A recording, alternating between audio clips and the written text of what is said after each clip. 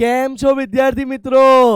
સ્વાગત છે તમારું ઇન્ડિયાના most lovable edtech platform call Physics Wallah અને હું કાર્તિક શાહ તમારું સ્વાગત કરું છું આપણી ફેવરિટ ધોરણ 11 ની અભિયાન બેચમાં.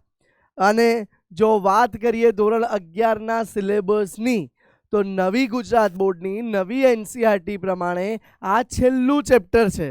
અને આજે છે બેટા આ છેલ્લા ચેપ્ટરનો છેલ્લો લેક્ચર. તો આશા રાખું છું તમે મસ્ત સરસ રીતે જોરદાર એનર્જી સાથે ભણતા જ હશો.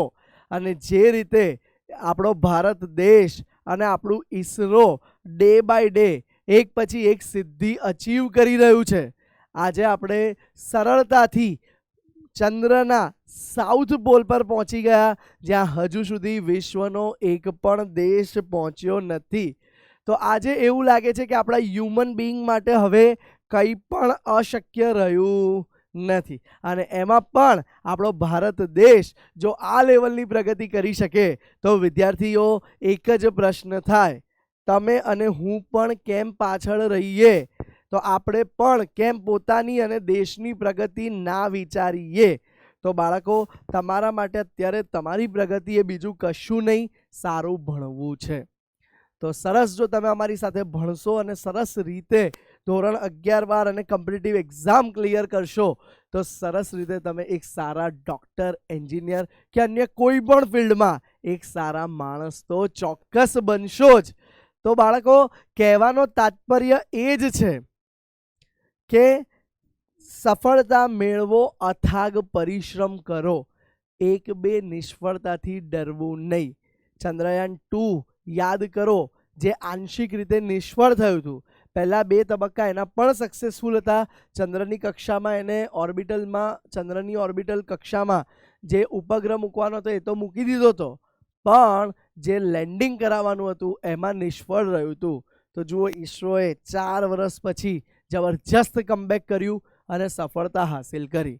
તો બસ બાળકો, તમારે અને મારે આવું જ વિચારવાનું છે કે આપણે કઈ રીતે પોતાનું બેસ્ટ આપી શકીએ. પહેલાં પોતાના રીતે બેસ્ટ આપવાનો પ્રયત્ન કરો તો કન્ટ્રી માટે બેસ્ટ જ સાબિત થશે.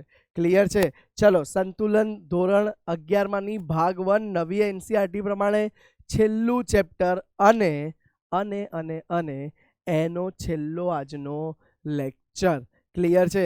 લાસ્ટ લેક્ચરમાં શું જોઈ ગયા હતા ભાઈ? એસિડની પ્રબળતાને અસર કરતા પરિબળો જોઈ ગયા હતા કે કઈ રીતે કદ અસર કરે છે, કઈ રીતે એસિડનો A- ક્ષારની ધ્રુવ્યતા પણ અસર કરે છે. એ રીતે પછી ત્યારબાદ આપણે ક્ષાર પણ જોઈ ગયા હતા, જુદા જુદા પ્રકારના, અને ક્ષારોનું જળ વિભાજન પણ જોયું હતું. બરાબર છે?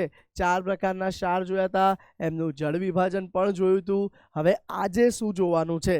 આજે આપણે ખૂબ મહત્વના છેલ્લા 2 ટોપિક આ ચેપ્ટરના જોવાના છે. એક તો બફર દ્રાવણ વિશે ડિટેલ માહિતી મેળવીશું કે પહેલાં તો બફર દ્રાવણ એટલે શું, અને બીજી માહિતી મેળવીશું કે બફર દ્રાવણની ઉપયોગિતા ક્યાં થાય છે. સાથે સાથે બાળકો, આપણે અલ્પ દ્રાવ્ય ક્ષાર, જેની દ્રાવ્યતા બહુ જ ઓછી હોય એવા ક્ષારો માટે દ્રાવ્યતા ગુણાકાર શું છે એની પણ આજે આપણે વાત કરવા જઈશું.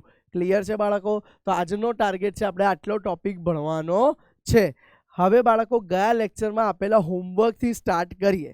ગયા લેક્ચરમાં મેં તમને ખાસ એક હોમવર્ક આપ્યું હતું કે ક્ષારના જળ વિભાજન અચળાંક માટેનું એક ટેબલ ઘરેથી બનાવજો. આશા રાખું છું તમે બનાવ્યું હશે. અને ચલો ઝડપથી મારા ટેબલ સાથે તમારું ટેબલ મેચ કરી લો. જોઈ લો, નિર્બળ બેઝ પ્રબળ એસિડ, તો એના KH નું સૂત્ર થતું હતું પહેલું CH². યાદ કરો બેટા. એ જ રીતે જો નિર્બળ એસિડ અને પ્રબળ બેઝ હોય તો એના પણ KH નું સૂત્ર થતું હતું CH². અને બેટા જો બંને નિર્બળ હોય તો એના માટે KH નું સૂત્ર થતું હતું H². યાદ આવી ગયું ભાઈ? બધાએ આટલું લખ્યું હોવું જોઈએ. અથવા બેટા KH નું બીજું સૂત્ર થતું હતું, યાદ કરો, પહેલા ક્ષાર માટે જે પ્રબળ એસિડ અને નિર્બળ બેઝનો છે માટે KW/KB, જ્યારે બીજા માટે KH નું સૂત્ર થતું હતું બેટા KW/KA. અને ત્રીજા ક્ષાર માટે પણ KH નું સૂત્ર થતું હતું KW/ બંને નિર્બળ હોવાથી છેદમાં KA અને KB. બોલો, યાદ આવે છે આ સૂત્ર? ગયા લેક્ચરમાં આપણે આ ખાસ સૂત્ર લખાયા હતા અને તમને સમજાવ્યા હતા. હવે આના પરથી તમે એચનું સૂત્ર પણ તારવી શકો, કંઈ મોટી વસ્તુ નથી. હવે બેટા એ સિવાય એની પીએચ પણ ગયા લેક્ચરમાં આપણે સમજ્યા હતા કે આ ભાઈ વીક બેઝ અને પ્રબળ એસિડનું દ્રાવણ હોય તો એની પીએચનું સૂત્ર શું થાય? તો એની પીએચનું સૂત્ર હતું દીકરાઓ 7-. યાદ કરો, એસિડ હોય તો મેં ટેકનિક આપી હતી કે 7 કરતાં ઓછું થશે એટલે 7- કરવું પડે. હવે નિર્બળ બેઝ છે તો 1/2 pKb માઇનસ 1/2 log C એની સાંદ્રતા. યાદ આવે છે બેટા? યાદ રાખજો, જો એસિડ પ્રબળ હોય અને નિર્બળ બેઝ હોય તો દ્રાવણ એસિડિક બનશે. અને આ પીએચ આવશે કેટલી બેટા આ કેસ માટે? તો તમે લખી શકો આના માટે કે આ પીએચ <7 આવશે. કેટલી આવશે બેટા? 7 કરતાં ઓછી, જેથી તે એસિડિક હોય. અને કયા તાપમાને? 25 ડિગ્રી સેલ્સિયસ. તાપમાન બદલાતા પીએચ સ્કેલ બદલાઈ જાય છે. હવે જો બેટા પ્રબળ બેઝ હોય અને નિર્બળ એસિડ હોય તો ઓબ્વિયસલી એની પીએચ 7 કરતાં વધારે આવશે. તો એના સૂત્રમાં યાદ રાખો 7+ આવી જાય, 1/2 pKa આવી જાય, વત્તા 1/2 log C આવી જાય. ક્લિયર છે આ સૂત્ર બેટા? ગઈ વખતે આ સૂત્રો આપણે ખાસ કરાવ્યા હતા બેટા. અને હવે છેલ્લું સૂત્ર કે જો વીક એસિડ અને વીક બેઝ હોય, બંને નિર્બળ હોય તો બેટા પીએચ ડિપેન્ડ કરે છે કોની પર બેટા? pKa અથવા તો KaKb પર. pKa અને pKb અથવા તો KHKb પર ડિપેન્ડ કરે છે. તો સૂત્ર શું આવે છે બેટા? યાદ કરો, 7 + 1/2 pKa માઇનસ 1/2 pKb. યાદ આવે છે બેટા સૂત્ર? તો યસ બેટા, લાસ્ટ લેક્ચરમાં આપણે આટલું જોઈ ગયા હતા. પરફેક્ટલી તમારા ટેબલ બનાવ્યો હશે અને મારો ને તમારો આ ટેબલ મેચ થઈ ગયો હશે. હવે બેટા આજે આપણે જોઈએ એક દાખલો અને પછી આજના ટોપિકની શરૂઆત કરીએ.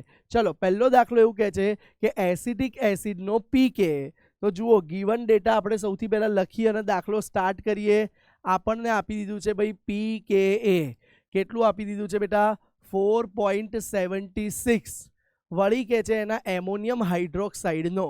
જો બેટા એસિટિક એસિડ એટલે બેટા CH3COOH, જે એક શું છે બેટા? નિર્બળ એસિડ છે. અને એમોનિયમ હાઇડ્રોક્સાઇડ NH4OH, જે એક બેટા શું છે? નિર્બળ બેઝ છે. તો નિર્બળ બેઝ માટે બેટા pKb આપી દીધો છે, જેની કિંમત આપી છે બેટા 4.75. તો હવે જુઓ બેટા શું કહે છે? હવે કહે છે કે બેટા તો એમોનિયમ એસિટેટના દ્રાવણની જુઓ CH3COO માઇનસ NH4+ બનશે. એમોનિયમ એસિટેટ એટલે શું બેટા? CH3COO minus NH4+. આ દ્રાવણની પીએચ ગણો. તો બહુ જ સરળ દાખલો છે. જુઓ બેટા, વીક એસિડ ને વીક બેઝ ભેગા કરો ત્યારે સૂત્ર આવે છે પીએચનું 7 + 1/2 pKa માઇનસ 1/2 pKb. તો જોઈ લો બેટા, તો pH બરાબર 7 + 1/2 of 4.76 માઇનસ 1/2 of 4.75. તો જોઈ લો બેટા, 7 + 2.38 માઇનસ 2.75 375. બોલો, ક્લિયર થાય છે બેટા? 2.38 માઇનસ 2.375. તો જવાબ આવશે જુઓ 7 + 0.005. ડન છે બેટા? તો જવાબ આવી ગયો તમારો 7.005. તો આ તમારી પીએચ મળે છે. બાળકો, આ રીતે તમને અહીંયા જોયું તે પ્રમાણે તમને આવા ક્ષાર માટેની પીએચ પૂછી શકે છે. કેમ કે એનસીઆરટીમાં માત્ર આ એક જ ક્ષારનું સૂત્ર આપેલું છે. બાકી કોઈ ક્ષારના જળ વિભાજન વિશે એનસીઆરટીમાં સમજાયું નથી અને સૂત્ર પણ આપ્યા નથી. બોલો, ક્લિયર છે આટલું? હવે એક વસ્તુ હજુ રિવિઝન કરી લઈએ. આટલું તો સર તમને ખબર હતી. હવે સર હજુ એક વસ્તુ તમે ગઈ વખતે લખાઈ હતી એ એકવાર લખી જ દો ને સર. શું કે જો પ્રબળ એસિડ અને પ્રબળ બેઝ હોય બેટા તો એનું જળ વિભાજન થશે નહીં. યાદ રાખજો બેટા, જો પ્રબળ એસિડ અને પ્રબળ બેઝનો ક્ષાર હોય તો આપણે લખ્યું હતું જળ વિભાજન થશે નહીં. તો સર જળ વિભાજન નહીં થાય તો શું થશે? તો બેટા લખવાનું કે તે પાણીમાં જલીયકરણ પામે છે.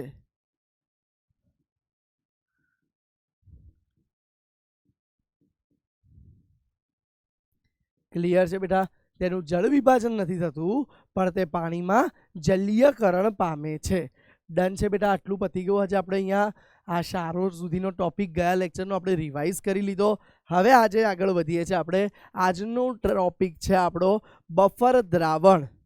આજે બફર દ્રાવણમાં આપણે શું શું ભણવાના છીએ? બફર દ્રાવણ ભણીશું, બફર દ્રાવણની ઉપયોગિતા ભણીશું કે ક્યાં ક્યાં વપરાય છે, એના પ્રકારો કેટલા છે એ ભણીશું. વળી આજે આપણે કેટલાક પ્રશ્ન પણ જોડે જોડે સોલ્વ કરીશું. તો શરૂ કરીએ છીએ આજનો ઇમ્પોર્ટન્ટ ટોપિક જે છે બફર દ્રાવણ. ચલો બેટા ધ્યાન આપો નામ પર. બફર આપણે ગુજરાતીમાં અફર કહીએ ને. અફર એટલે શું બેટા? જે ફરે નહીં એવો. આમ સામાન્ય મિનિંગ કાઢીએ તો એવું થાય. તો સર આ બફર એટલે બી જે બે વાર ફરે નહીં એવો? ના ના, આવું મજાક છે આ તો ખાલી. પણ હા, બફરનો મતલબ એવો કંઈક જ થાય છે, એવું દ્રાવણ કે જેનું થોડું ઘણું મંદન કરીએ એટલે કે વધારે દ્રાવક ઉમેરીએ, અથવા એવા દ્રાવણ જેમાં થોડો એસિડ ઉમેરીએ અથવા થોડો બેઝ ઉમેરીએ, જો એ દ્રાવણની પીએચમાં ફેરફાર ન થાય તો એવા દ્રાવણને બફર દ્રાવણ કહે છે. જુઓ સૌથી પહેલા બાળકો એની વ્યાખ્યા લખીએ છીએ, ધ્યાન આપજો. એવા દ્રાવણ કે જેમાં થોડા પ્રમાણમાં મંદન કરતા કે થોડા પ્રમાણમાં એસિડ કે બેઝ ઉમેરતા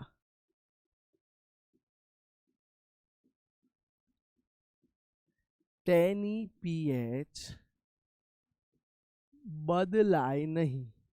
એટલે કે બેટા આપણે જો એકચ્યુઅલી તો એસિડ કે બેઝ ઉમેરો તો દ્રાવણની પીએચ બદલાવી જોઈએ, પણ આ દ્રાવણ એવા દ્રાવણ હશે કે જે પીએચ બદલવા દેશે નહીં. ઇવન જે આપણે પીએચમાં ફેરફારનો પ્રયત્ન કરીએ છીએ એનો વિરોધ ઓપોઝ કરી જે પીએચ છે એ જ જાળવી રાખે છે. તો જુઓ એવા દ્રાવણ કે જેમાં થોડા પ્રમાણમાં મંદન કરતા કે થોડા પ્રમાણમાં એસિડ કે બેઝ ઉમેરતા તેની પીએચ બદલાય નહીં, તો આવા દ્રાવણોને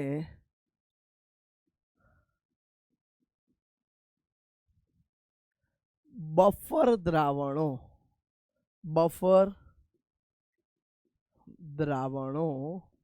કહે છે. સર ખરેખર શું આવા બફર દ્રાવણો હોય છે?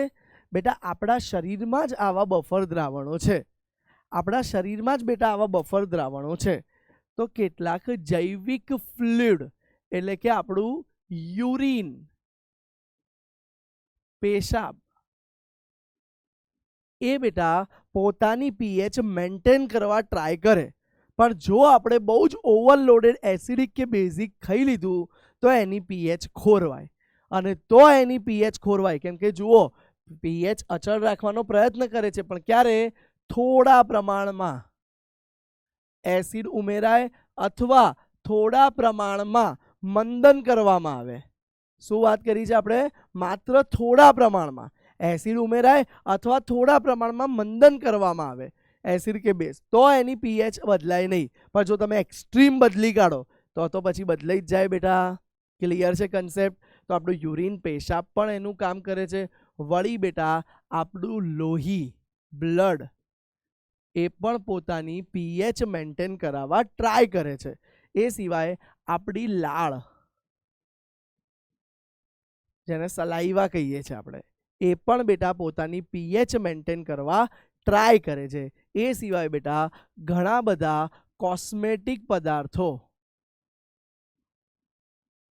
હા મહિલાઓ માટે બહુ જ કામના, બહેનો ખુશ થઈ ગઈ હો વિડીયો જોઈને, હા સર કોસ્મેટિક પદાર્થ અમારા કામનું કઈ આવ્યું. યસ બેટા, એ કોસ્મેટિક પદાર્થોની બી પીએચ મેન્ટેન હોવી જોઈએ, નહીતર જ્યારે તમે એને બોડી પર એપ્લાય કરો છો તો તમારી સ્કિન પર તકલીફ પડે. એટલા માટે કોસ્મેટિક પદાર્થો, જેને સૌંદર્ય પ્રસાધન સાધનો કહેવાય ગુજરાતીમાં, તો એમાં પણ બેટા પીએચ મેન્ટેન કરવાની જરૂર પડતી હોય છે. તો આવા દ્રાવણોનો ઉપયોગ અહીંયા બધે જગ્યાએ થઈ શકે. એ સિવાય બેટા હવે જોઈએ આપણે કે બફર દ્રાવણની અન્ય ઉપયોગિતા શું છે. તો રાસાયણિક ગુણાત્મક, બેટા ગુણાત્મકનો મતલબ શું થાય છે? કોઈ વસ્તુ હાજર છે કે નહીં, હાજરી તપાસવા વપરાય, એને ગુણાત્મક કહેવાય.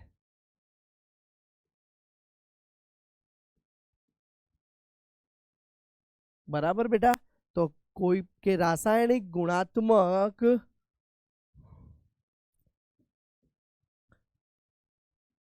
પૃથ્થકરણમાં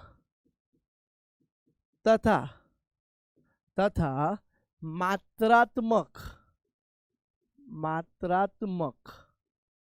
માત્રાત્મકનો મતલબ શું થાય બેટા? પદાર્થ હાજર છે કે નહીં એ ગુણાત્મકથી ખબર પડી. તો હવે જો હાજર હોય તો એ કેટલી માત્રામાં છે, કેટલા પ્રમાણમાં પદાર્થ છે. બરાબર? તો જુઓ, પદાર્થ છે કે નહીં તે ચેક કરવા, અને કેટલા પ્રમાણમાં છે એટલે કે માત્રાત્મક પૃથ્થકરણમાં. બફર દ્રાવણો ઉપયોગી છે. બફર દ્રાવણો ઉપયોગી છે. ડન બેટા. બીજો મહત્વનો પોઈન્ટ, ખાદ્ય પદાર્થોને લાંબો સમય સાચવવા માટે,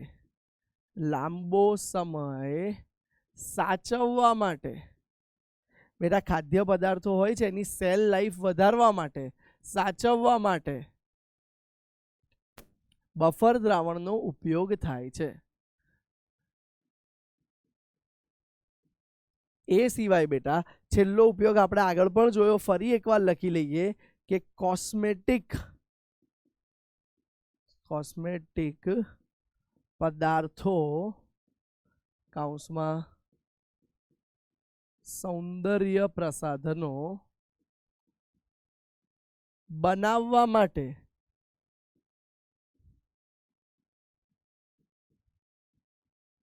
બફર દ્રાવણ ઉપયોગી છે. બોલો ક્લિયર છે બેટા? તો બફર દ્રાવણ ક્યાં ક્યાં ઉપયોગી છે એ પણ આપણે જોઈ લીધું. હવે બેટા એ સિવાય આપણા શરીરમાં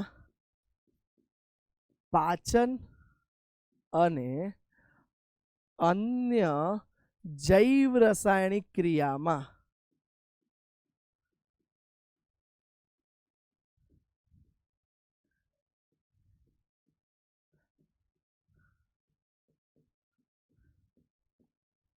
માટે પણ તે ઉપયોગી છે. બોલો ક્લિયર છે દીકરાઓ? આ હતી બેટા બફર દ્રાવણની ઉપયોગિતા. હવે આપણે જોવા જઈ રહ્યા છીએ બેટા બફર દ્રાવણના પ્રકારો, કે ભાઈ કુલ કેટલા પ્રકારના બફર દ્રાવણો મળી શકે છે. તો ચલો જોઈએ બફર દ્રાવણના પ્રકારો. ધ્યાન આપજો બેટા.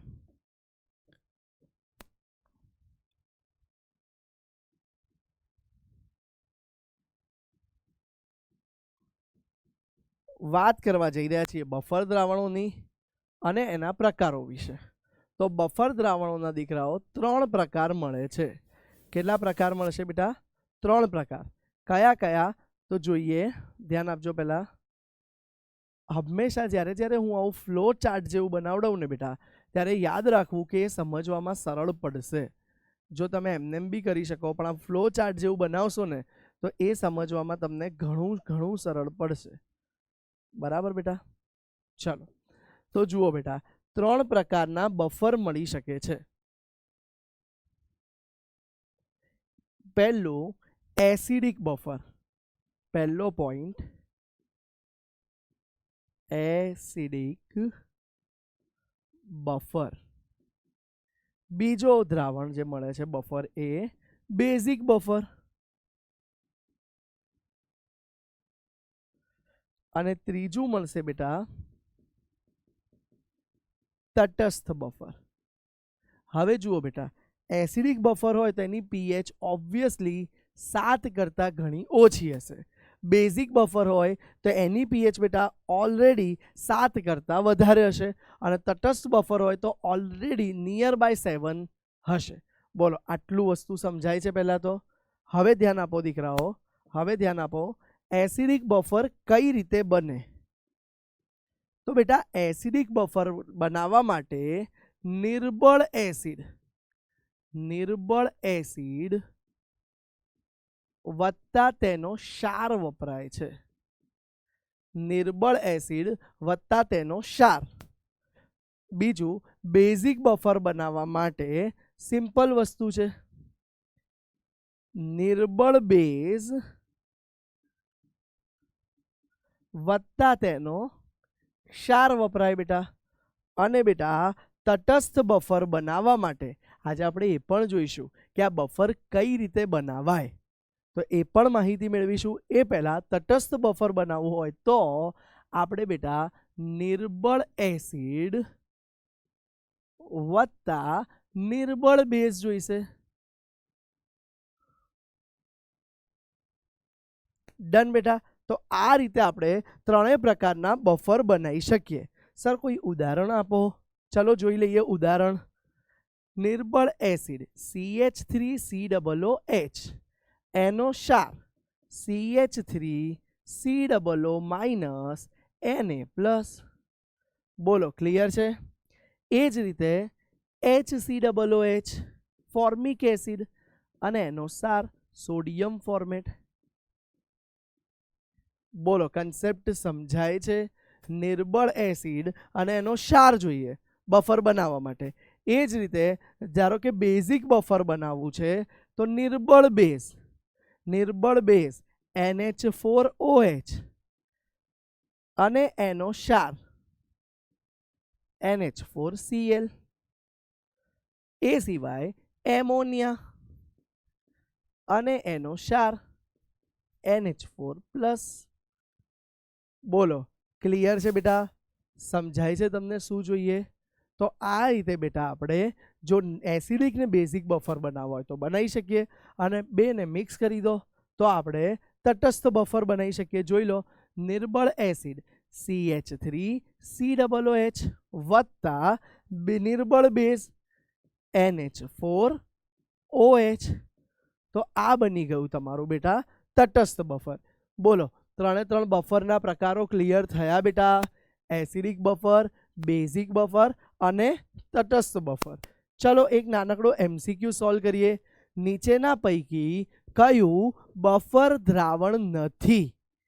તો જુઓ, પહેલા MCQમાં કહે છે, જુઓ, નિર્બળ બેઝ દેખાય છે બેટા? આ તો જો આને આપણે તમારે સંજ્ઞામાં લખી દેવું હોય ને તો બી લખી શકીએ. હો, જોઈ લો, એસિડિક બફર બનાવવા માટે શું જોઈએ? તો વીક બેઝ પ્લસ સોલ્ટ. ક્ષારને ઇંગ્લિશમાં સોલ્ટ કહેવાય. નિર્બળ બેઝ, સોરી અહીંયા નિર્બળ એસિડ હતું. હા, તો વીક એસિડ પ્લસ સોલ્ટ. અહીંયા બેટા વીક બેઝ પ્લસ ક્ષાર. અહીંયા બેટા વીક એસિડ વત્તા વીક બેઝ. બોલો, કન્સેપ્ટ ક્લિયર થયો બેટા આટલો? તો આ રીતે બનાવી શકાય. હવે જુઓ, આમાંથી કયું બફર દ્રાવણ નથી? વિડીયો પોઝ કરો, કમેન્ટમાં જવાબ આપો. વિડીયો પોઝ કરી કમેન્ટમાં જવાબ આપો વિચારીને. તો જુઓ, હવે હું જવાબ આપું છું, ધ્યાન આપજો. પહેલા વાળું નિર્બળ બેઝ તો છે અને એનો ક્ષાર પણ છે. તો ભાઈ પહેલો તો સાચું બફર છે, બફર નથી એવું નહીં. બીજામાં જુઓ નિર્બળ એસિડ છે બેન્ઝોઇક એસિડ, યસ, અને એનો ક્ષાર પણ છે બેટા, તો આ બી બફર છે. છેલ્લો જુઓ HNO3, અરે ભાઈ આ તો સ્ટ્રોંગ એસિડ છે, વત્તા NaNO3, આ તો સ્ટ્રોંગ એસિડ ને એનો ક્ષાર છે, તો એ બફર ગણાય નહીં. ક્લિયર છે? માટે તમારો વિકલ્પ સાચો. આમાં એવું પૂછ્યું છે કયું બફર નથી, તો એ આવી જશે બેટા વિકલ્પ નંબર સી. બોલો અહીંયા સુધી ક્લિયર થયું બેટા? બેટા આ ચાર્ટ બહુ જ મહત્વનો છે, આ ક્લિયર થઈ જાય તો બફર ક્લિયર અડધું. ચલો બેટા હવે પૂરું બફર ક્લિયર કરીએ કે સરે તો તમને સમજાવી દીધું કે બફર એ પીએચ નો પ્રતિકાર કરશે, પીએચ ફેરફાર થવા દેશે નહીં. પણ વાસ્તવમાં હવે જોઈએ કે આ બફર પીએચ નો પ્રતિકાર કઈ રીતે કરે છે. જુઓ એસિડિક બફર દ્રાવણ, તો બેટા એસિડિક બફર દ્રાવણ બનાવવા માટે આપણે જોઈ ગયા શું જોઈએ બેટા, નિર્બળ એસિડ અને તેનો સંયુગ્મી ક્ષાર. બેટા ખાસ ધ્યાન રાખજો, આગળ આપણે એકલું ક્ષાર લખ્યું પણ વાસ્તવમાં એ તેનો સંયુગ્મી ક્ષાર જોઈએ. ધારો કે બેટા આપણે નિર્બળ એસિડ તરીકે, ધ્યાન આપો, નિર્બળ એસિડ તરીકે CH3COOH લીધું છે, તો એનો સંયુગ્મ બેઝ કયો થાય, H+ લૂઝ કર્યા પછી CH3COO- અને એનો ક્ષાર એટલે એમાં Na, એટલે CH3COO લઈ લીધું. તો હવે બેટા વાસ્તવમાં પ્રશ્ન એ છે કે આ બફર તો બનાવી દીધું બંનેને મિશ્ર કરીને, એ કામ કઈ રીતે કરે છે? શું પ્રશ્ન છે ભાઈ? ધ્યાન આપજો, એનો ઉકેલ મેળવવા આજે આપણે જઈ રહ્યા છીએ. પ્રશ્ન એ છે કે બફર દ્રાવણ કાર્ય કઈ રીતે કરે છે?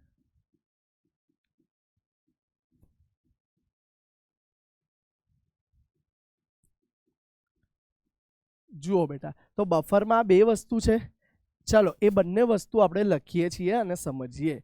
તો પહેલી વસ્તુ જે બફરમાં આપણી પાસે અવેલેબલ છે એ CH3COOH છે, જે બેટા એક નિર્બળ બેઝ છે. હવે બેટા એ નિર્બળ બેઝ હોય તો પાણીમાં કે દ્રાવણમાં એનું આયનીકરણ કેવું થયું હોય, ઓછું થયું હોય બેટા, એટલે CH3COO- અને H+ ઓછા મળ્યા હોય. તો વધારે કોણ હોય છે આમાં, તો વધારે આ બાકી રહેશે. પ્લસ બેટા જ્યારે એમાં તમે એનો ક્ષાર ઓગાળો છો, દેખાય છે ક્ષાર, તો ક્ષાર તો કેવો છે, પ્રબળ હોય બેટા. તો ક્ષાર તો તમને ખબર છે કે તો લગભગ 100% આયનીકરણ પામી જાય, અને એ શું આપી દેશે બેટા, CH3COO- પ્લસ H+. તો હવે જુઓ અહીંયા બાજુમાં હું લખું છું દીકરા કે આ જે છે કોણ છે, એસિડ, એ અહીંયા લખી શકીએ આપણે કે ઓછું આયનીકરણ થશે, ઓછું આયનીકરણ થશે. જ્યારે બેટા જે એનો ક્ષાર હતો એમાં તમે શું લખી શકો બેટા, વધારે આયનીકરણ થશે. બોલો આટલો કન્સેપ્ટ ક્લિયર થયો બેટા? એસિડનું ઓછું આયનીકરણ થાય તો આ વધારે હોય, અને આ ક્ષારનું વધારે આયનીકરણ થાય તો આ વસ્તુ વધારે હોય. બોલો આટલો કન્સેપ્ટ ક્લિયર? હવે બેટા અહીંયા ધ્યાન આપો, હું લખું છું અહીંયા બે વસ્તુ બહુ જ મહત્વની, ધ્યાન આપજો કે આ બફર તો બની ગયું પણ એમાં આ ટેબલને ચલો નીચે જ લઈ લઈએ, ધ્યાન આપો, અહીંયા નવું જ બનાવી દઈએ. ચલો ધારો કે એમાં એસિડ ઉમેરીએ તો શું થાય અને એમાં બેઝ ઉમેરીએ ત્યારે શું થાય એની ચર્ચા કરવા જઈએ છીએ. તો જુઓ આ બફરમાં આટલી વસ્તુ છે, હવે હું અહીંયા લખું છું તેમાં થોડા પ્રમાણમાં પ્રબળ એસિડ ઉમેરતા, શું ઉમેરીએ છીએ બેટા, પ્રબળ એસિડ ઉમેરતા, એમાં થોડા પ્રમાણમાં પ્રબળ એસિડ ઉમેરતા. તો જુઓ બેટા શું પ્રક્રિયા થશે, ધ્યાન આપો. ધારો કે આ બફર છે, એમાં એસિડ ઉમેરીએ છીએ, એને H+ કહી દઉં બેટા, તો એ બેમાંથી જે વધારે છે CH3COO- અને આ બે વધારે છે, એમાંથી એ CH3COO- જોડે પ્રક્રિયા કરશે અને તરત બનાવી દેશે CH3COOH. તો જો એ તો છે જ, તો એને H+ વાપર્યો, જે બફરની પીએચ ને ચેન્જ થવા દેતો નથી, કેમ કે તો ખૂબ વધારે હતો. એટલે શું થઈ જાય છે, અહીંયા હું લખું છું, ધ્યાન આપજો ખાસ, અહીંયા લખું છું મહત્વની વસ્તુ, H+ વપરાય છે જેથી પીએચમાં ફેરફાર થતો નથી. બોલો, ક્લિયર છે બેટા? H+ વપરાઈ ગયો એટલે પીએચમાં ફેરફાર ના થાય. હવે બીજું લઉં છું કે ધારો કે આમાં પ્રબળ એસિડ ઉમેર્યો, તો પ્રબળ એસિડ ધારો કે માની લો HCl હતો. કયો હતો બેટા? HCl, એટલે કે જેમાં H+ આવતો હતો એવો. તો હવે જુઓ આપણે, ધારો કે તેમાં એટલે કે બફરમાં પ્રબળ બેઝ NaOH ઉમેરીએ, એટલે કે જેમાં OH- આવે છે તે ઉમેરતા, તો શું થાય છે? ધ્યાન આપો. તો બેટા હવે શું ઉમેરાયું? ધ્યાનથી જુઓ, OH- ઉમેરાઈ ગયું. તો હવે એ CH3COOH જોડે પ્રક્રિયા કરશે. CH3COOH જોડે પ્રક્રિયા કરશે અને બેટા એ આપશે CH3COO- વત્તા પાણી. તો હવે આ કેસમાં OH- ભાગ લીધો ત્યારે શું વપરાયું? CH3COOH, જે બી વધારે પ્રમાણમાં હતો. તો જુઓ, અહીં બેઝ ઉમેરતા CH3COOH વપરાય છે, માટે પીએચમાં ફેરફાર થશે નહીં.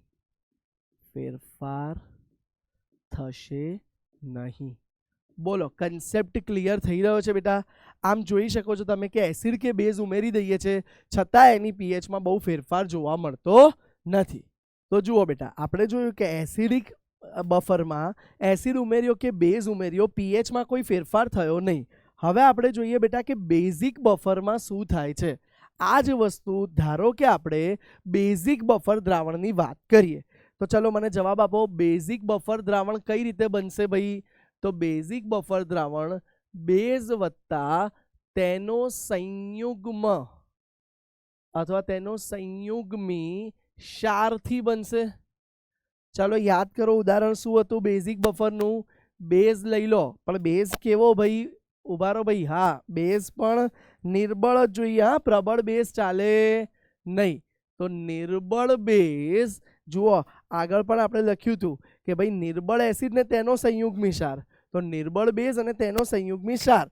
તો નિર્બળ બેઝ તરીકે હવે હું લઈ લઉં છું NH4OH અને એનો સંયુગ્મી ક્ષાર એના તરીકે હું લઈ લઉં છું બેટા NH4Cl. બરાબર બેટા? હવે એ બંને કઈ રીતે પ્રક્રિયા કરશે?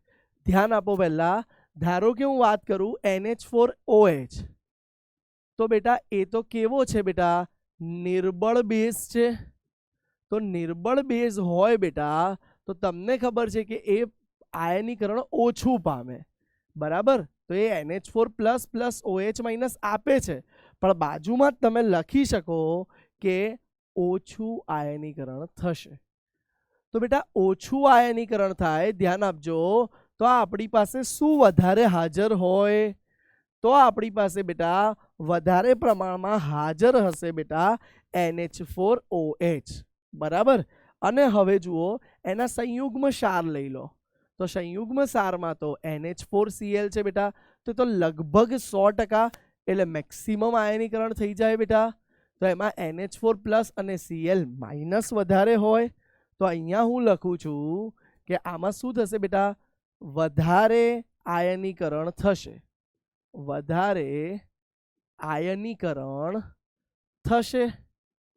બરાબર બેટા?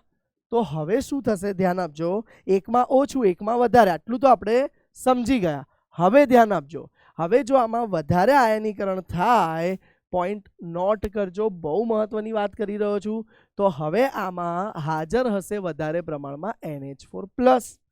તો હવે આપણે જોઈએ કે આ બફર એસિડ સાથે કઈ રીતે પ્રક્રિયા કરશે અને આ જ બફર બેઝ સાથે કઈ રીતે પ્રક્રિયા કરશે.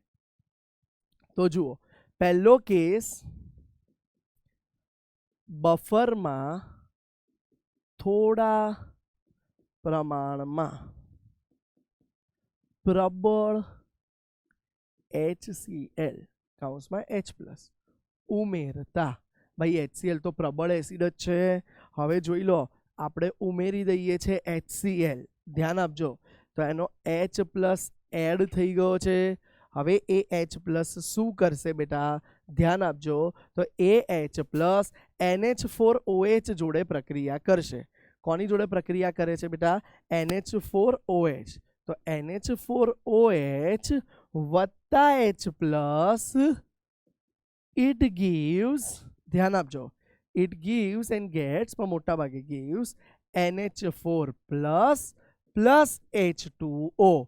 તો જુઓ, આ તો શું થયું બેટા, ઉમેરાયેલો H+ અને NH4OH વપરાયો. તો હું લખું છું, ધ્યાન આપજો, ઉમેરાયેલો H+ તથા NH4OH. હવે બહુ માત્રામાં તો થોડો વપરાશે તો કોઈ ફરક પડશે નહીં, તો વપરાય છે. તેથી pHમાં કોઈ ફેરફાર થતો નથી. ખ્યાલ આવ્યો છે ભાઈ, બફર કઈ રીતે બફર રહે છે? ડન છે બેટા. હવે એ જ રીતે જુઓ બેટા, હવે બફરમાં બેટા પ્રબળ બેઝ નાખવામાં આવે. તો બફરમાં થોડા પ્રમાણમાં, હા વધારે નાખો તો બદલાઈ જાય, હા, થોડા પ્રમાણમાં પ્રબળ બેઝ. હવે બેટા પ્રબળ બેઝ કયો છે બેટા, NaOH, જેમાં OH- આવે છે, એને ઉમેરો તો શું થાય જુઓ બેટા. તો હવે જ્યારે બેટા આપણે આ બફરની સમીકરણમાં પ્રબળ બેઝ ઉમેરીએ છીએ, જે છે તમારો OH-, તો એ શું કરશે બેટા, તો એ OH- જે છે એ NH4 જોડે પ્રક્રિયા કરશે. બરાબર બેટા. આપણે હા કલર અલગ લખીએ જેથી તમને ખ્યાલ આવે કે ક્યાંનું શું વપરાય છે. ઉમેરેલા હંમેશા વ્હાઇટ કલરથી લખેલા છે. તો OH- વાપરો. તો હવે એ પ્રક્રિયા થઈને શું બની જશે બેટા, NH4OH. તો હવે અહીંયા તમે શું લખી શકો કન્ક્લુઝન બેટા, ઉમેરાયેલો OH- તથા NH4+ વપરાય છે, જેથી pHમાં કોઈ ફરક પડશે નહીં. pHમાં કોઈ ફરક પડશે નહીં. બોલો બેટા, ક્લિયર થયો આટલો કન્સેપ્ટ બેટા? આપણે જોયું અહીંયા કે ભાઈ ગમે તે ઉમેરાય, pHમાં આપણે એટલો મેજર ડિફરન્સ પડતો નથી. તો આપણે અહીંયા જોયું બેટા કે એસિડિક ને બેઝિક બફર કઈ રીતે કાર્ય કરે છે. ચાલો બેટા, હવે આપણે વાત કરીએ એસિડિક બફર દ્રાવણની pH. ભાઈ એસિડિક બફર દ્રાવણ બનાવવા માટે એની pH શોધીએ. તો એસિડિક બફર દ્રાવણ બનાવવા માટે શું લેવું પડે છે? સૌથી પહેલા આપણે નિર્બળ એસિડ વત્તા તેનો સંયુગ્મી ક્ષાર, તો જોઈ લો બેટા, નિર્બળ એસિડ CH3COOH લઈ લીધો વત્તા એનો સંયુગ્મી ક્ષાર CH3COONA. અને હવે હું અહીંયા બંનેના સમીકરણ લખું છું કે એ પાણીમાં ઓગળે ત્યારે શું પ્રક્રિયા આપશે. તો CH3COOH છે એ પ્રક્રિયા આપી CH3COO- અને H+ આપે છે, જ્યારે CH3COONA પ્રક્રિયા કરી CH3COO- વત્તા Na+ આપે છે. આટલું આપણને ખબર છે. હવે ધ્યાન આપજો બાળકો, આપણે જ્યારે તમે બફરની વાત કરો ત્યારે હંમેશા મૂળ નિર્બળ ક્ષારની પ્રક્રિયા નહીં જોવાની. આ pH તારવવા માટે આઈધર આપણે બેટા એસિડ અથવા નિર્બળ બેઝ જેમાંથી એ બફર બન્યો છે એની પ્રક્રિયા જોવાની. તો હું લખું છું અહીંયા પ્રક્રિયા 1 પરથી ધ્યાન આપો. પ્રક્રિયા 1 પરથી હું શું લખી શકું જુઓ, સંતુલન અચળાંક Ka બરાબર CH3COO- into H+ divided by CH3COOH લખી શકાય બેટા. નિપજની સાંદ્રતા ભાગ્યા પ્રક્રિયકની સંતુલને સાંદ્રતા. બોલો ડન છે. હવે બેટા આ સૂત્રમાંથી હું H+ ને કરતા બનાવું છું. તો H+ બરાબર Ka into CH3COOH divided by બેટા CH3COO માઇનસ. બરાબર બેટા. હવે જુઓ ધ્યાન આપજો. હવે બેટા H+ આવી ગયું. આપણે pH લાવવું હોય તો માઇનસ log H+ જોઈએ. બરાબર.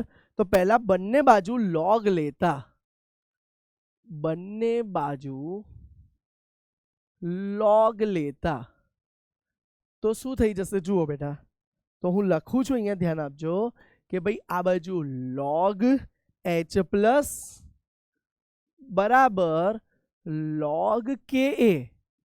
લોગમાં ગુણાકાર છે તો સરવાળો થાય બેટા, અને ભાગાકાર હોય તો બાદ બાકી.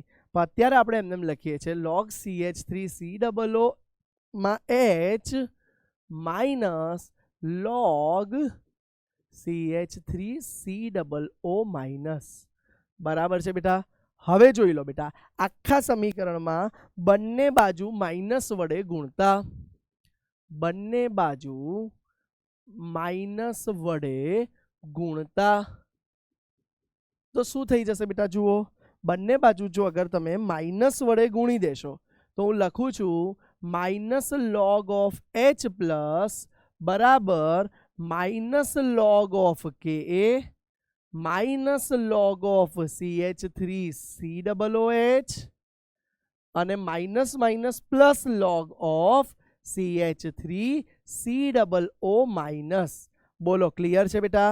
હવે ધ્યાનથી જુઓ બેટા, માઇનસ log H+ ની જગ્યાએ હું pH લખી શકું બેટા, અને માઇનસ log Ka ની જગ્યાએ pKa લખી શકીએ. તો જુઓ બેટા pH બરાબર pKa, અને હવે જુઓ બેટા આ વત્તા વાળું આગળ લઈ લઉં છું log, અને બેટા એ બાદ બાકી છે તો ભાગાકારમાં લખી શકાય. તો CH3COO minus divided by CH3COOH. તો બેટા આ સમીકરણ જે આવ્યું એ સમીકરણનું નામ છે બેટા, આ સમીકરણને તમે હેન્ડરસન હેઝલબેક. શું સમીકરણ કહેવાય છે બેટા? હેન્ડરસન હેઝલબેક. હેસ કે ઝ જોઈ લેજો. હેઝલબેક સમીકરણ કહેવાય છે.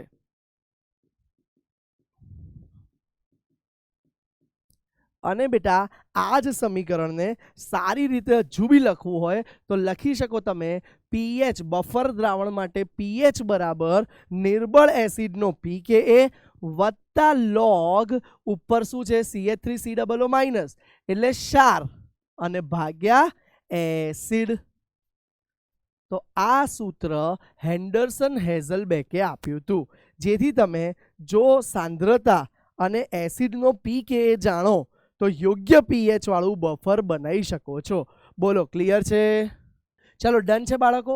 હવે પ્રશ્ન થાય કે સર એસિડિક બફરની pH તો મળી, સર બેઝિક બફર માટે શું મળશે? ચલો જોઈએ. તો હવે જુઓ બેઝિક બફરના દ્રાવણની pH. તો બેટા બેઝિક બફર માટે જેમ એસિડિક બફર નિર્બળ એસિડ અને સંયુગ્મ બેઝથી બન્યું હતું, તો એમ બેઝિક બફર માટે આપણે લખીશું શું વપરાશે બેટા? નિર્બળ બેઝ વત્તા નિર્બળ બેઝનો સંયુગ્મ ક્ષાર, અથવા આપણે આખું ના લખવું હોય તો સંયુગ્મ ક્ષાર. ચલો તો હવે જુઓ બેટા, સંયુગ્મી ક્ષાર લઈ લઈએ અને નિર્બળ બેઝ લઈ લઈએ તો એનું ઉદાહરણ શું આવતું હતું દીકરાઓ? યાદ કરો. એનું ઉદાહરણ આવતું હતું નિર્બળ બેઝનું NH4OH અને એનો સંયુગ્મી ક્ષાર. તો સંયુગ્મી ક્ષારનું ઉદાહરણ શું લેતા હતા આપણે? NH4Cl. ચલો હવે બંનેની પ્રક્રિયા લખી લઈએ આપણે. તો જુઓ NH4OH જે છે એ પ્રક્રિયા કરી શું ક્ષાર આપશે? NH4 પ્લસ આપશે પ્લસ OH માઇનસ. અને એ જ રીતે બેટા NH4Cl હશે તો એ દ્રાવણમાં આપી દેશે બેટા NH4 plus plus Cl minus. આટલું સમજાઈ ગયું બેટા બધાને? હવે બેટા આપણે જે પીએચ કે પીઓએચ લાવવું છે એના માટે આપણે આ સમીકરણનો ઉપયોગ કરીશું. તો વીક બેઝ નિર્બળ બેઝ માટે આપણે લખીએ કેબી, તો એ શું થાય બેટા NH4+ ની સાંદ્રતા ઇન્ટુ OH માઇનસ ની સાંદ્રતા ભાગ્યા NH4OH ની સાંદ્રતા. હવે બેટા આમાં હું OH માઇનસ ને કરતા બનાવું છું, તો OH માઇનસ બરાબર કેબી ઇન્ટુ NH4OH ભાગ્યા NH4+ થઈ ગયું બેટા. હવે ધ્યાન આપજો બેટા, હવે ધ્યાન આપજો. હવે બેટા OH માઇનસ ને બંને બાજુ હું લોગ લગાડી દઉં છું, બંને બાજુ લોગ લેતા ચલો તો શું થઈ જશે બેટા log OH માઇનસ બરાબર log KB વત્તા log NH4OH માઇનસ log, કેમ કે બેટા ગુણાકાર હોય તો લોગમાં સરવાળો થાય અને ભાગાકાર હોય તો લોગમાં બાદબાકી થાય. ક્લિયર છે આટલી વસ્તુ? હવે જુઓ દીકરાઓ, બંને બાજુ માઇનસ સંજ્ઞા લઈ લઈએ તો લખું છું બંને બાજુ ઋણ લેતા.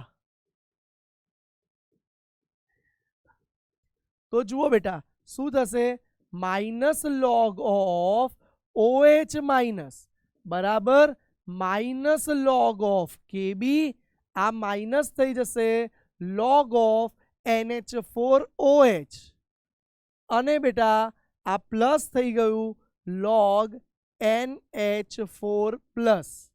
બોલો ક્લિયર થયું બેટા આટલું? જે માઇનસ હતું અંદર એ પ્લસ થઈ ગયું, પ્લસ હતું એ માઇનસ થઈ ગયું, ઋણ વડે ગુણ્યું એટલે. હવે દીકરાઓ તમે જાણો છો કે yes minus log POH minus બરાબર તો POH માઇનસ log KB બરાબર તો PKB. તો સૂત્ર શું આવ્યું? POH બરાબર PKB બરાબર. માઇનસની જગ્યાએ હવે આપણે લખી દઈએ છીએ, ધ્યાન આપજો, માઇનસ જ લખીએ તો log NH4OH એટલે બેઝ આવ્યું બેટા, માઇનસ લખો તો જુઓ આગળ આપણે શું લખ્યું હતું પ્લસ, તો અહીંયા બી ધારો કે જો પ્લસ લખીએ આપણે તો આ બેઝ ભૂલી જાઓ, પ્લસ લખીએ છીએ તો પ્લસ વાળું ઉપર રહેશે એટલે NH4+ ઉપર રહ્યું અને ભાગ્યા શું આવશે બેટા NH4OH. બોલો ક્લિયર છે બેટા?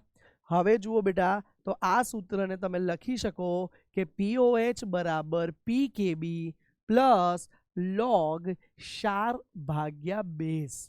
ઓલામાં શું આવતું હતું બેટા પીએચમાં આગળ એસિડમાં ક્ષાર ભાગ્યા એસિડ, અહીંયા શું આવ્યું દીકરા? અહીંયા આવે છે ક્ષાર ભાગ્યા બેઝ. બોલો ક્લિયર છે આટલું? ક્લિયર છે? હવે જો એકવાર POH મળી જાય તો પછી તમે પીએચ શોધવી હોય આની તો શોધી જ શકો, 14 POH. બોલો ક્લિયર છે બેટા?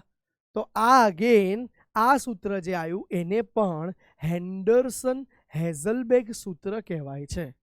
ક્લિયર છે બેટા? હેન્ડરસન હેઝલબેગ નામના વૈજ્ઞાનિકે આ રીતે એસિડ અને બેઝિક બફરવાળા દ્રાવણ માટે આ સૂત્ર આપ્યા હતા. પણ હવે બેટા એક મિનિટ આપણે જોઈએ, એક પેજ એડ કરીએ છીએ, ધ્યાન આપજો,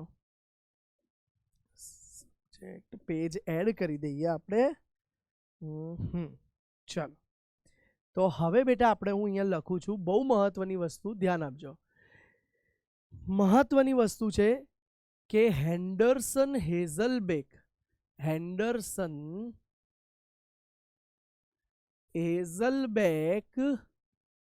સૂત્રની ખાસિયત. તો જુઓ બેટા, જે ક્ષાર વીક એસિડ અને એના સંયુગ્મી ક્ષારથી બન્યો હતો, એના સંયુગ્મી ક્ષારથી જે બફર બન્યું હતું, અથવા બીજું બફર કઈ રીતે બન્યું હતું બેટા? વીક બેઝ વત્તા તેના સંયુગ્મી ક્ષારથી બન્યું હતું. અને બેટા બંને કેસમાં પીએચ અને પીઓએચ નું સૂત્ર શું આવ્યું? પીએચ બરાબર પીકેએ પ્લસ લોગ ક્ષાર ભાગ્યા એસિડ. યાદ છે બેટા આ સૂત્ર આવ્યું હતું. અને બેટા આમાં સૂત્ર શું આવ્યું? તો આમાં સૂત્ર આવ્યું હતું POH બરાબર પીકેબી પ્લસ લોગ ક્ષાર ભાગ્યા બેઝ. આવ્યું હતું બેટા આ સૂત્ર. હવે ધ્યાન આપો, હવે આ સૂત્ર ત્યારે જ એપ્લાય થાય, ધ્યાન રાખજો, ગોલ્ડન લાઈન લખાવું છું, ગોલ્ડન લાઈન લખાવું છું. આ બંને સૂત્ર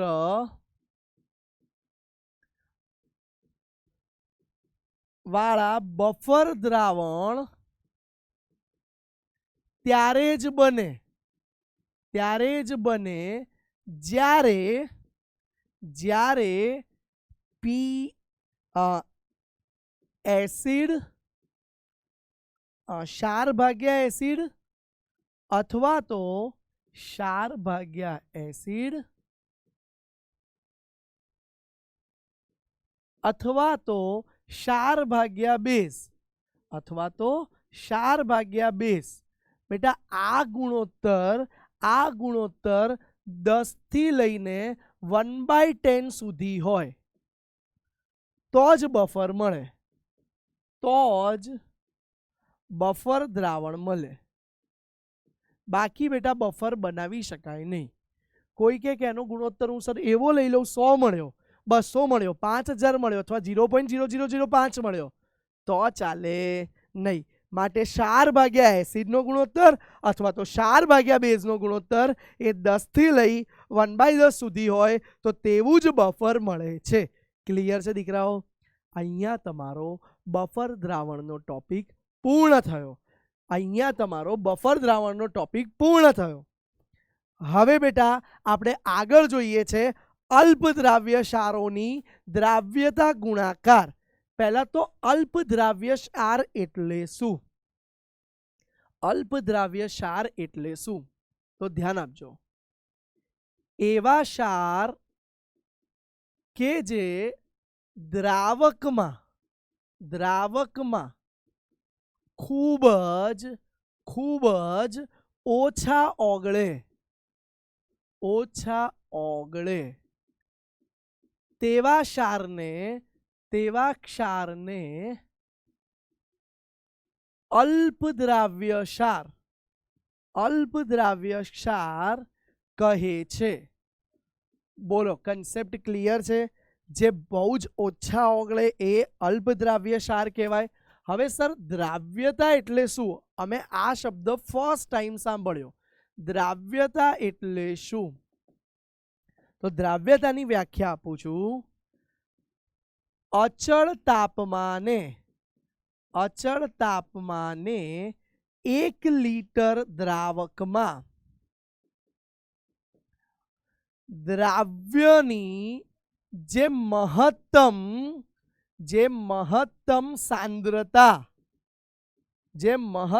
સાંદ્રતા ઓગળે તે સાંદ્રતાને દ્રાવ્યતા કહે છે. જુઓ બેટા, ધ્યાન આપજો. જુઓ બેટા, ધારો કે આ એક પાત્ર છે, એમાં આપણે પાણી ભરી દીધું જે 1 લિટર ભર્યું છે. કેટલું લઈ લીધું બેટા? 1 લિટર. હવે આની અંદર બેટા આપણે સિલ્વર ક્લોરાઇડ શું ઓગાળીએ છીએ બેટા? AgCl સિલ્વર ક્લોરાઇડ ઓગાળીએ છીએ. તો પહેલા 1 ચમચી નાખી બરાબર હલાયું. માની લો ધારો કે NaCl મીઠું નાખું છું. પહેલા તો જુઓ, ઉદાહરણ બદલું છું. મીઠું નાખ્યું, 1 ચમચી નાખી બરાબર હલાયું, તાપમાન એક અચળ ફિક્સ કરી દીધું. એ તાપમાને 1 ચમચી મીઠું ઓગળી ગયું, બીજી ચમચી નાખી ઓગળી ગયું, 3 ચમચી ઓગળી, પછી ચોથી ચમચી નાખશો તો હવે ઓગળશે નહીં. તો જે મહત્તમ ઓગળ્યું એની સાંદ્રતા. તો બેટા સાંદ્રતાનો એકમ તમને ખબર છે કયો લઈએ છીએ આપણે બેટા? મોટા ભાગે મોલ પ્રતિ લિટર. એટલે કે બેટા દ્રાવ્યના મોલ ભાગ્યા દ્રાવણનું કદ. જે મોલારિટી એકમમાં લઈએ છીએ બેટા, તો દ્રાવ્યતાનો એકમ પણ મોલારિટી થાય. બરાબર, જેને મોલર કહી દો અથવા તો મોલ પ્રતિ લીટર કહી દો. ક્લિયર છે બેટા? તો હવે બેટા AgCl જેવા ક્ષારને જ્યારે ઓગાળવામાં આવે છે, ધ્યાન આપજો બેટા, AgCl જેવા કોઈ અલ્પદ્રાવ્ય ક્ષારને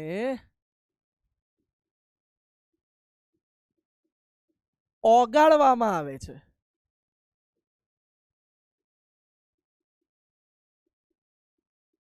ત્યારે શું થાય જોજો. AgCl સોલિડ હતા બેટા, it gives and gets Ag plus Cl minus. માની લો આની શરૂઆતની સાંદ્રતા S હતી, આ બંનેને 0, પણ એવું માનીએ છે આપણે કે સાંદ્રતાની વાત છે. હા, એટલે સોલિડ Ag નહીં, સાંદ્રતાની વાત છે. તો માની લો આ AgCl ની સાંદ્રતા S હતી શરૂઆતમાં, આ બંનેની 0. તો હવે પ્રક્રિયાની અંતે આ 0 અને આ બંને SS જેટલી થઈ જશે. માની લો એ S જેટલી ઓગળે છે, આ S સાથે અહીંયા કંઈ લેવા દેવા નથી. ધારો કે અહીંયા 100 મોલર હતી, ભૂલી જાઓ, અહીંયા 100 મોલર હતી, એમાંથી બેટા માની લો આ બંને SS જેટલી ઓગળે છે. તો હવે આ દાખલા માટે આનો KSP આવશે, જેને કહેવાય છે સોલ્યુબિલિટી પ્રોડક્ટ, એટલે કે ક્ષાર માટેનો દ્રાવ્યતા ગુણાકાર. ક્ષાર માટેનો દ્રાવ્યતા ગુણાકાર કઈ રીતે આવશે ધ્યાન આપો. પહેલા આ સૂત્ર માટે હું K લખું, સંતુલન અચળાંક. તો આપણે આવું લખી શકીએ બેટા, Ag+ ની સાંદ્રતા Cl- ની સાંદ્રતા અપોન AgCl. પણ બેટા AgCl અચળ લઈ લઈશું આપણે, કેમ કે એ એટલો બધો દ્રાવ્ય પામશે નહીં. તો આ કેસમાં આપણે શું કરીએ છીએ ધ્યાન આપો, K × AgCl બરાબર Ag+ ની દ્રાવ્યતા ઇન્ટુ Cl- ની દ્રાવ્યતા. અને હવે બેટા નવો સંતુલન અચળાંક લાવી દીધો KSP, જે આપણે K × AgCl ની જગ્યાએ મૂકીશું. તો જુઓ KSP શું આવ્યું બેટા, બંને દ્રાવ્ય ક્ષારોની દ્રાવ્યતાનો ગુણાકાર આવી ગયો. તો માટે બેટા KSP ને કહેવાય છે અલ્પદ્રાવ્ય ક્ષારોની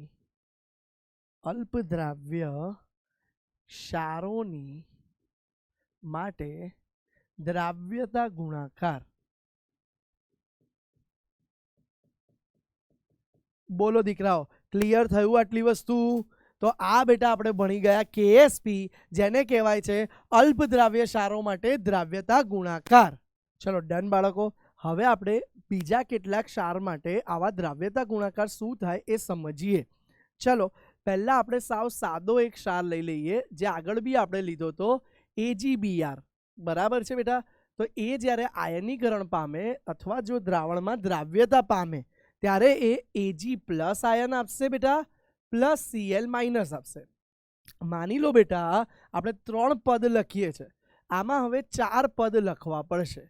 શરૂઆતમાં સાંદ્રતા, બેટા શરૂઆતમાં સાંદ્રતા કહું છું, તો શરૂઆતમાં ધારો કે આની સાંદ્રતાની અગર હું વાત કરું તો એ સપોઝ N0 મોલર હશે, બરાબર? ત્યારે આ બંને તો નહીં હોય, પણ શરૂઆતથી જ બેટા એની દ્રાવ્યતા જે હશે ને એ S હશે, આ બંનેની 0. હવે બેટા ફેરફાર કેટલો થાય છે ધ્યાન આપો. તો ફેરફાર બેટા થઈ જશે, આ S જેટલો ઓગળી ગયો ત્યારે આ બે S જેટલા આયન મળી ગયા. અને બેટા હવે તમે અંતિમ શું લખી શકો? હવે દર વખતે આપણે આ બધું લાંબુ નહીં કરીએ, શોર્ટમાં લખીશું બાજુમાં, ધ્યાન આપજો. તો અંતિમ આપણે કહી દઈએ કે આ તો 0 થઈ ગઈ દ્રાવ્યતા, આ S અને આ S. તો આના માટે દીકરાઓ તમે હવે ડાયરેક્ટ KSP શું લખી શકો? તો KSP બરાબર Ag+ ની દ્રાવ્યતા ઇન્ટુ Cl- ની દ્રાવ્યતા. બોલો ક્લિયર છે? બંને દ્રાવ્યતાની જગ્યાએ શું આપણે S મૂકી શકીએ બેટા, જે દ્રાવ્યતા બતાવે છે? તો KSP બરાબર S × S, માટે KSP બરાબર આવા માટે S² આવશે, જેમાં એક ધન આયન અને એક ઋણ આયન મુક્ત થતો હશે. હવે બેટા બીજું ઉદાહરણ લઈએ છીએ આવી અલ્પદ્રાવ્ય દ્રાવ્યની દ્રાવ્યતા ગુણાકારમાં. AgBr પછી બીજું ઉદાહરણ બેરિયમ ક્લોરાઇડ BaCl2. તો એને જ્યારે ઓગાળીએ બેટા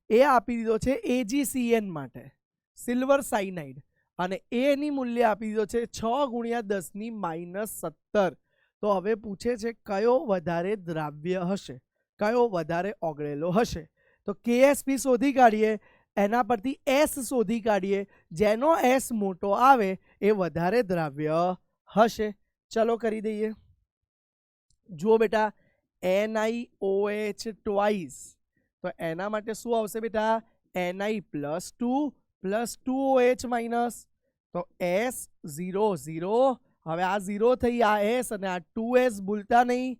હવે એનો KSP શું થઈ જશે બેટા? S × 2S નો વર્ગ. આપણે આગળ જ આવો ડિરાઈવ કર્યો છે બેટા, તો S × 2S નો સ્ક્વેર એટલે 4S³ આવી ગયો.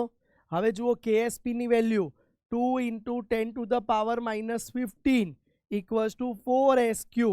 તો S³ બરાબર 1/2 × 10⁻⁻15. તો બેટા અહીંયાથી તમને S મળશે જ્યારે તમે 0.5 × 10⁻15 નું ક્યુબ રૂટ કરશો. તો બેટા એનાથી તમને S મળી જશે. જો અત્યારે અહીંયા હું લખું છું સાઈડમાં S બરાબર 15 નું વર્ગમૂળ, તો 10⁻5 મળશે. આગળની સંખ્યા બાકી રાખો, પછી કેલ્ક્યુલેટરમાં ઘનમૂળ કઈ રીતે શોધવું, વર્ગમૂળ નથી હા, ક્યુબ છે એટલે ઘનમૂળ કરવું પડશે. એ કઈ રીતે થાય હમણાં શીખવાડું છું. AgCN, તો AgCN માટે લખી કાઢો. શું થાય બેટા? Ag + CN minus. હવે જુઓ બેટા, ધારો કે S હોય તો આ 0 0, આ 0 થાય ત્યારે આ SS બચે, તો KSP બરાબર આમાં તો સીધું S² આવી ગયો, તો 6 × 10⁻17 બરાબર S². તો માટે S બરાબર વર્ગમૂળમાં 6 × 10⁻17. બેટા જ્યારે આવું 17 બેકી ઘાત હોય તો એનું વર્ગમૂળ નીકળે નહીં એકી ઘાતનું, બેકી ઘાતમાં કરવું પડે. તો હું 6 ની જગ્યાએ 60 × 10⁻18 કરી દઉં છું. હવે જુઓ બેટા, વર્ગમૂળ તો કેલ્સીમાં કાઢતા આવડી જાય, સીધે સીધું 60 નું વર્ગમૂળ, તો બેટા એ તો આવી ગયું 7.74 × 10⁻18. પણ બેટા 18 નું વર્ગમૂળ, હા એટલે -9 આવી ગઈ. હજુ અહીંયા બાકી છે, આપણે 0.5 નું ઘનમૂળ કરવું છે, 0.5 નું ઘનમૂળ. તો બેટા એક કેલ્સીમાં રીત છે 2 time root × 4 time root × 8 time root × root = 2. જુઓ તમને શીખવાડું છું આજે ઘનમૂળની રીત. 8 લખી અને ઘનમૂળ કરવું છે, તો પહેલા 2 ટાઈમ રૂટ × 4 ટાઈમ રૂટ, 1 2 3 4. આ કેલ્સીમાં નહીં થઈ શકે બેટા, બરાબર. તમે જો સાદું કેલ્સી વાપરશો, પેલું જે ઘરે વાપરો એમાં તમે કરી શકો છો. તો હાલ પૂરતું હું અહીંયા ડાયરેક્ટ જવાબ લખું છું. જુઓ 0.5 નું ઘનમૂળ મારામાં તો થાય છે ડાયરેક્ટ, તો હું ડાયરેક્ટ જવાબ લખું છું 0.79. હવે બેટા જો એને 7.9 લખી દો તો 10⁻6 આવી, અને અહીંયા 10⁻9 આવે છે. તો કોનો S મોટો આવ્યો? આ S મોટો કહેવાય. તો હું લખું છું S of NiOH twice is larger than S of AgCN. માટે NiOH twice ની દ્રાવ્યતા વધારે હશે, દ્રાવ્યતા વધારે હશે. બોલો ક્લિયર છે આટલો કન્સેપ્ટ બેટા? બોલો સમજાઈ ગયો આટલો કન્સેપ્ટ? હવે બેટા આપણે સંતુલનમાં જે રીતે સમાન આયન અસર ભણ્યા હતા એ જ રીતે અહીંયા પણ ભણી શકો. ધારો કે બેટા આપણે એક NaCl ને ઓગાળેલું છે, એટલે કે દ્રાવ્ય કરેલું છે, બરાબર બેટા. હવે ફૂલ દ્રાવ્ય એટલે એની દ્રાવ્યતા હાસિલ કરી લીધી છે, તો એમાં બેટા Na++ Cl- આવી જાય. હવે બેટા એની અંદરથી જો HCl પસાર કરીએ તો બેટા જુઓ બંનેમાં કોમન આયન કયો આવ્યો? તો બંનેમાં બેટા Cl- આયન સમાન આવ્યો. તો Cl- આયન સમાન આવતો હોવાથી લ શેટલિયસ મુજબ પ્રક્રિયા પ્રતિગામી જશે, પ્રક્રિયા પ્રતિગામી જશે. તો આ પ્રક્રિયા રિવર્સ જાય, મૂળ તો આ જ પ્રક્રિયા છે, આ તો ઉમેરેલો છે. તો સમાન આયનના કારણે આપણે Cl- ની સાંદ્રતા વધારી, પણ હવે પાછળ જશે અને તમને અદ્રાવ્ય NaCl અવક્ષેપ સ્વરૂપે મળે છે.